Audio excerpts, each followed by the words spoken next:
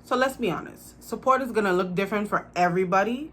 And what we have to do is kind of narrow down what that looks like for each of us.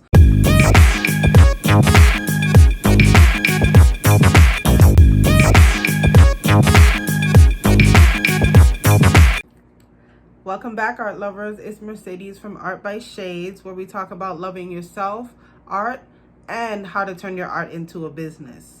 As you guys can see, I got a new background now, so we in business, loving it. So today's video is going to be about support from family and friends as an artist. In this video, I'm also going to be discussing what support should look like and what to do in the absence of it. So let's be honest, support is going to look different for everybody. And what we have to do is kind of narrow down what that looks like for each of us. To some people, it could be somebody just wearing your merch, somebody clicking on posts, but we'll get into that. So I find that when you try to tell some of your family and friends that you want to be an artist, they kind of like smile and kind of shrug it off, like obviously you're going to be the starving artist type. There's rarely an occurrence where you'll have somebody that says, you know what, if that's the case, let me see some of your work, try to pep you up and encourage you to kind of go that route. And that's something that every artist kind of fights with, just saying, I created something and I want somebody else to feel joy from what I created. Now, the issue here is that when you say you're an artist, it's hard for a lot of people to envision what that's supposed to mean.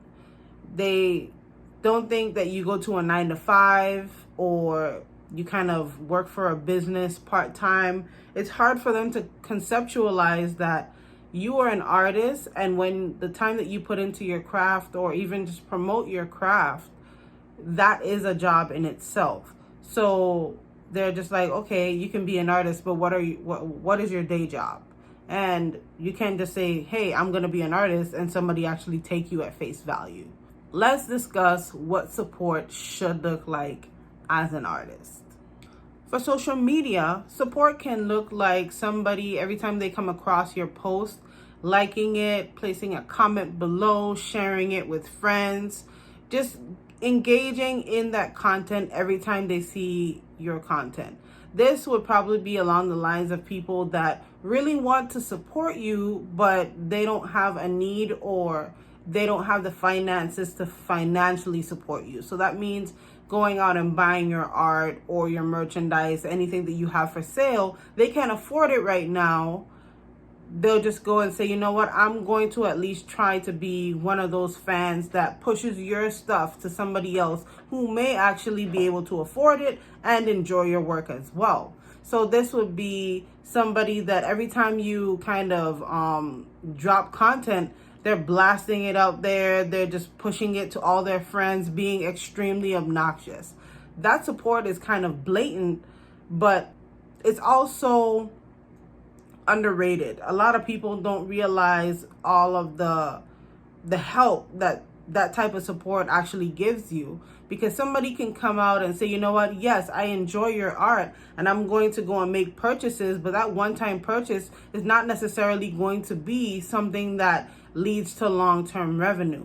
So if they actually make a purchase and every time they go out or somebody comes into their home and sees your art and they say, hey, yeah, by the way, my friend is an artist, would you like to go see their page? Would you like to do this? Would you like to do that? That's actually a different, type of support.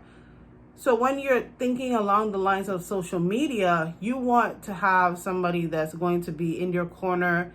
Every time you push that content out there, they're going to be there with pom-poms, just cheering you on and actually boosting your engagement, so that can give a lot of the algorithms an opportunity to push your content to other people. Because I know a lot of them look to see, hey, in your circle, who's actually clicking and engaging in your content? If your people like it, then maybe some other people will like it as well. So let's continue to push that. So those people are very valuable. So friends and family that every time they see your content, they kind of engage with it, they are priceless. Another type of supporter would be somebody who, every time you say, I'm about to put on an event, somebody that shows up, somebody that's actually engaging with you in person, somebody that's saying, hey, my friend, my family member has an event this weekend. Would you like to come? They're out here sending out flyers, actually doing the footwork, even though they can't financially invest in you. So this is also a very helpful way of supporting someone as an artist. I've had a few friends that obviously they couldn't actually afford to purchase anything from me, but every time I said, hey, I'm about to have an event, they're the first ones out there like, everything looks great. Everything looks like it's working well. I'm so happy to see this. Like, they're giving you those positive affirmations in person, even if they can't financially support you. So that support is also valuable.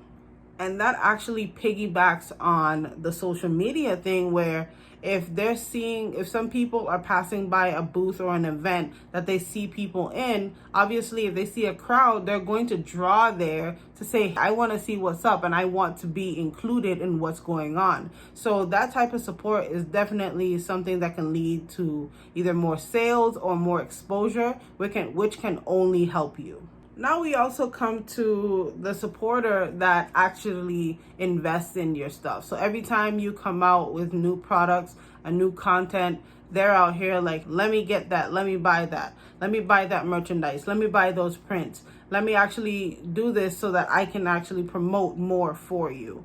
Those are obvious supporters that you would have in the art industry. Obviously, if somebody is actually driving the sales for you, you know that is support. That support is financial and it's very blatant. The last type of support that I've acknowledged is having cheerleaders. Those people that it doesn't matter where they are, any occasion, they're like, hey, have you seen my friend's art? Hey, have you seen my family member's art? They're just out here just hardcore pushing you on other people and actually driving that point home. It's like one of those ads that you see on the TV that just keeps popping up left and right. And you're just like, let me at least see what this is about. Or you're just tired of seeing this. I really don't want to see this anymore. Either way, you have somebody or some content that's kind of just being pushed in front of you. So when you have those supporters that are like, did you know my friend paints? They do amazing work. You're going to say, you know what, let me go check this out. I want to see what this is about. Those type of supporters are incredibly valuable. In a nutshell, that's what I feel like are blatant types of support that you would see from family and friends. If you don't see any of those types of support, this is what you do in the absence of the support. One of the first things I would recommend is toot your own horn. You need to kind of come hard with that positive reinforcement. You need to go and give yourself all the affirmations, even if you need to go and leave signs all over your house, all over your studio. You just need to have something that reminds you you are doing a great job. You are going forward with what you dreamed of. And even in this moment right now, all you can do is go up.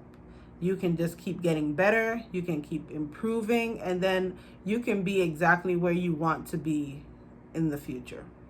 The second thing is find your network. You need to find people that are like-minded. You need to find those birds of that feather that is going to flock with you so that you can pep each other up. This can be other artists. This can be other creators. You just need to get with like-minded people so that when you're kind of having low moments, you can pull on these people or draw from these people that will help boost you. You don't need to always do it yourself. You can actually piggyback off of the energy that other people have, and it'll fill the gap. And obviously in these people, you'll be able to support them and vice versa. They'll be able to support you. So then rather than having people that want to be supportive, but they're not quite sure how to be supportive, and they give you that little awkward pat on the back, great job type of thing, you can have somebody else that can actually give you feedback, somebody else that can have observed your progress, somebody else that gets it. And that is something that is extremely valuable when you're an artist and you have your vulnerable moments. Another thing I will say that you want to do for yourself when you have nobody else to show up for you is keep your why in mind. Keep in mind that you became an artist for a reason. You wanted to create something, you wanted to express yourself. You have to keep why in mind when you're on this journey. And that is going to keep you honest. That is going to keep you on track when you don't have the other supporters. You need to make sure that your why is strong. That's all I have for you today, guys. So leave a comment below if you have other ideas about what support looks like to you. Other ideas for what you should do when you don't have supporters in your corner. Like and subscribe if you like the content so far.